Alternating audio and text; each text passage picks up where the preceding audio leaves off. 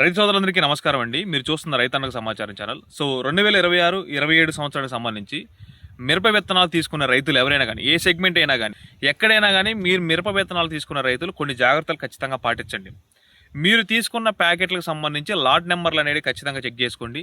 మీరు 20 ప్యాకెట్లు తీసుకున్నా, 30 ప్యాకెట్లు తీసుకున్నా ఒకటే లాట్ నెంబర్ ఉండేది ఖచ్చితంగా తీసుకోండి. 2 లాట్ నెంబర్లు తీసుకున్నా ఇబ్బంది లేదు. వాటిని కూడా ఖచ్చితంగా చెక్ చేసుకోండి. ఫస్ట్ మీరు ఎన్ని లాట్ నెంబర్లు తీసుకుంటున్నారు, ఏంది పరిస్థితి, వాటి బిల్ నెంబర్లు, మీరు తీసుకున్న బిల్లులో ఆ నెంబర్లు ఉన్నాయో లేదో చెక్ చేసుకునే ప్రయత్నం చేయండి. ఒక జాగ్రత్త. మీరు రెండోది వచ్చరికి ఏంటంటే, మీరు తీసుకున్న ప్యాకెట్లని ఇప్పుడు ఎండలు బాగా ఉన్నాయి. ఇప్పుడు ఈ రోజు మే 25వ తారీఖు నేను వీడియో తీసే టైము, ఎండలు విపరీతంగా ఉండటం జరిగింది. ఈ టైంలో మీరు తీసుకెళ్లిన ప్యాకెట్లు ఖచ్చితంగా మీరు ఆ సనసైడ్ల మీద పడేయటము, లేకపోతే వేడిగా ఉన్నటువంటి ప్రదేశాలు అంటే రూమ్లలో పడేయటము, వాటిని స్టోర్ రూమ్స్లో పడేసి వాటి జర్మినేషన్ కోల్పోయే ప్రమాదాన్ని మీరు చేసుకోవద్దు.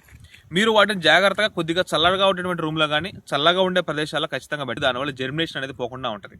మూడోది ఏంటంటే, మీరు జర్మినేషన్ అనేది మీ ఇంటి దగ్గరే చెక్ చేసుకోండి. ఫస్ట్ నారుమడి వేసుకున్న తర్వాతనో, లేకపోతే నర్సరీకి ఇచ్చి నర్సరీలో సరిగా జర్మినేషన్ రానప్పుడు ఇబ్బంది పడే కంటే కూడా మీకు మార్కెట్లో ప్లాస్టిక్ ట్రేలు దొరుకుతూ ఉంటాయి. మీ చుట్టుపక్కల నర్సరీలో ఉంటే నర్సరీలో కోకోపీట్ కూడా దొరుకుద్ది. వాటిని తీసుకొచ్చి కోకోపీట్ని కొద్దిగా తడి చేయండి. మామూలుగా పలచగా తడి చేసి దాన్ని పెట్టేసి ఒక గింజలు అంటే మనకి కొద్దిగా కోకోపీట్ వేసి దానిపైన గింజలు పెట్టి మళ్ళీ కోకోపీట్ లైట్ కప్పేసి మీరు మొత్తం కూడా ఒక 5 ట్రేలు వరకు తీసుకొని వాటిని కనుక జాగ్రత్త ఒక వారం రోజులు ఒక పక్కన పెట్టి కప్పించినట్లయితే ఈ వారం రోజుల్లో మీకు ఆ జర్మినేషన్ అనేది బయటపడుతుంది.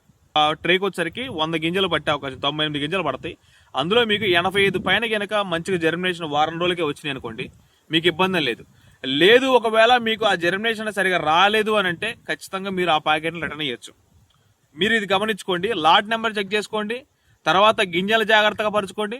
మూడో వచ్చరికి జర్మినేషన్ అనేది చెక్ చేసుకోండి. దీనివల్ల మీకు ఒక ప్యాకెట్ వేస్ట్ అయింది, కానీ ఆ మిగతా 9 ప్యాకెట్లు రిటర్న్ ఇచ్చి మళ్ళీ ఆ ప్యాకెట్లు తెచ్చుకోవచ్చు. దీనివల్ల టైం సేవ్ అవుద్ది, డబ్బులు సేవ్ అవుతాయి. దాంతోపాటుగా ఒకవేళ ఆ లాట్ నెంబర్ ప్రాబ్లం ఉంటే కంపెనీ వాళ్ళు కూడా ఆ లాట్ నెంబర్ అనేది కూడా మళ్ళీ ఒకసారి రీచెక్ చేసుకొని రిటర్న్ తెచ్చుకునే ప్రయత్నం కూడా వాళ్ళకి జరుగుద్ది. మీ వల్ల ఒక 10 మంది రైతులు కూడా సేఫ్ అయ్యే అవకాశం 100% ఉంటుంది. ఈ జాగ్రత్తలు పాటించి నష్టపోకుండా ఉండేట్టుగా చూసుకోండి. ఏంటంటే అదును దాటితే మనం ఇబ్బంది పడే అవకాశం ఖచ్చితంగా ఉంటుంది. అది గుర్తుంచుకోండి ప్రతి రైతు కూడా. ధన్యవాదాలు.